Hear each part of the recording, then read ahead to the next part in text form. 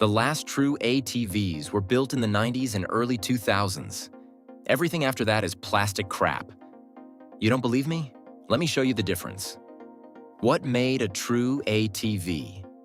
A real ATV has steel where it counts. It has a carburetor you can fix with a screwdriver. It has a real transmission that doesn't eat belts. It has minimal electronics that won't strand you. It has components designed to be rebuilt, not replaced. And most importantly, it has something no modern machine can claim: a 25-year track record of refusing to die, the 1998 Yamaha Grizzly 600. When Yamaha unleashed the Grizzly 600 in 1998, they kicked displacement through the roof with a 595 cubic centimeter air-cooled 4-valve SOHC 4-stroke engine. The Grizzly 600 had a reinforced frame that could take abuse. It had sealed drum brakes that never needed adjustment. It had on-command 2WD/4WD with a locking differential. It had a single Mikuni 40mm carburetor with an easily located choke lever. When it sputtered on a cold morning, you pulled the choke and it started. And most importantly, it had the Ultramatic CVT with genuine engine braking. Unlike competitors that freewheeled downhill, the Grizzly used its engine compression to slow down. The Grizzly 600 was heavy at 639 pounds dry. It had its quirks.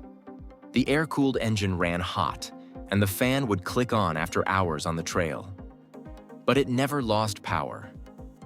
One Dirt Wheels tester put it bluntly: the Grizzly would be the more dependable 4x4 over the long haul compared to the Polaris. That was 1998. Today's Grizzly?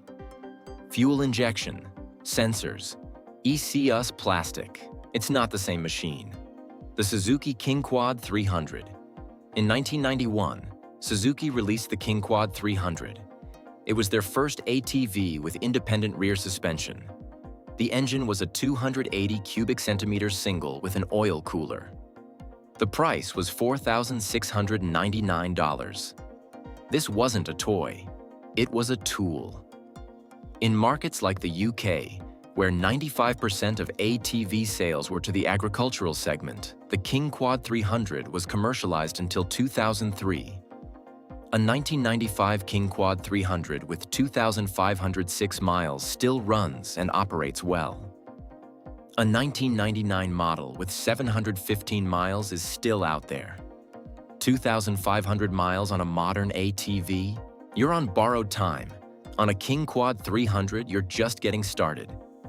The King Quad 300 had a 5-speed transmission with reverse, selectable high, low, and super low ranges, selectable 2WD, 4WD, and differential lock, true 4x4, not computer-controlled, not sensor-dependent, just a lever you pulled. The Kawasaki Bayou. The Bayou is the workhorse everyone forgets. It's not flashy, it's not fast, it's not comfortable, but it's nearly indestructible. The Bayou 220 and 300 have air-cooled engines, simple singles, no radiator, no coolant, no water pump, just air moving over cooling fins.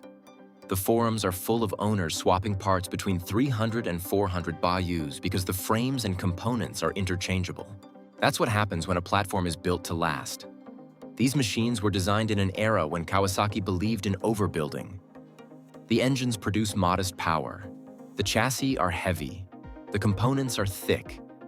You can find a running Bayou for under $1,000, sometimes under $500. At that price, it doesn't matter if it needs work. You can fix anything for a few $100s. The Honda 4Trax Rancher 300 and 350. I've mentioned the Rancher before. I'm mentioning it again because it belongs on this list. The Rancher is widely regarded as one of the most reliable ATVs ever produced. Owners consistently point to low maintenance needs, strong engine longevity, and drivetrain simplicity. The engine is under-stressed. The transmission is simple. The electronics are minimal. The frame is steel. A 1990s Rancher has a carburetor. No sensors, no ECU, no dealer computer. When it gets dirty, you clean it. When it clogs, you rebuild it. The Rancher has a real transmission, no CVT belt to burn. On the manual models, you shift it yourself. The clutches are robust. The gears are cut from high-grade steel. Parts are everywhere. Honda sold millions of these machines. Every dealer stocks parts. Every aftermarket company makes parts. Every mechanic knows how to fix them. What happened to real ATVs? The late 1980s saw the decline of radical two-stroke sport ATVs. The industry pivoted to utility machines. By 1993, Suzuki had eliminated most sport models from their catalog. But here's the thing. Even as they pivoted to utility, they kept building quality. The early 1990s King Quad, the late 1990s Grizzly, the endless production run of the Bayou. What changed? Two things. First, emissions regulations. Carburetors couldn't meet the new standards. Manufacturers had to switch to fuel injection. That meant sensors. ECUs. Complexity. And with complexity came unreliability. Second, the side-by-side.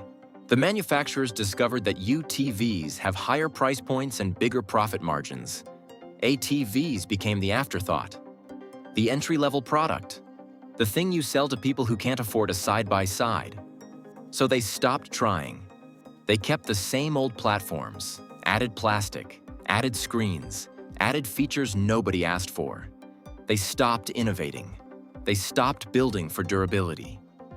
The 2026 reality. Here's a 2026 Can-Am Outlander forum discussion. The thread is about what to expect from the new models. One user predicts bigger changes in the Side X side lineup and little more than possibly color changes on the ATV side. Color changes. Not engineering improvements, not durability upgrades, just new paint. That's the state of the modern ATV industry. Meanwhile, a 1998 Yamaha Grizzly 600 with 1,622 miles is still being auctioned. A 1995 Suzuki King Quad 300 still running and operating well. These machines are not anomalies. They are the rule. What you should buy if you want a real ATV, buy vintage. Buy the last true machines ever built.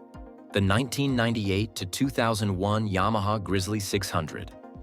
The 1991 to 2002 Suzuki King Quad 300. The 1980s to 2000s Kawasaki Bayou. The 1990s Honda 4Trax Rancher. The 1998 to 2004 Honda Foreman 450. These machines have carburetors you can fix, transmissions that don't eat belts, frames made of steel, electronics you can count on one hand.